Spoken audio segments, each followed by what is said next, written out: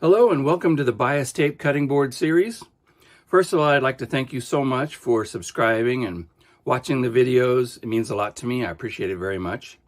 But today we're going to talk about what to do with our fabric before we even start making bias tape.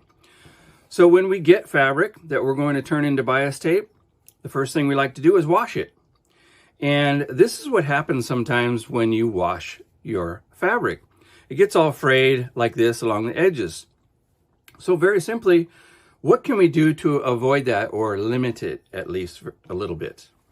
So very first thing we do is when we get our bolt of fabric, we take and snip off the corners.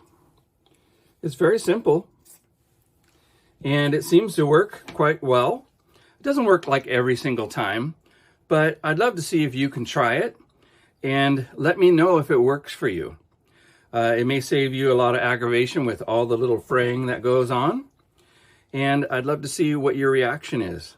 Try that, throw it in the washer machine, wash it up, and see what you get. You may find that it's very helpful. So once again, thanks for subscribing. Have a great day and thank you so much. Bye-bye.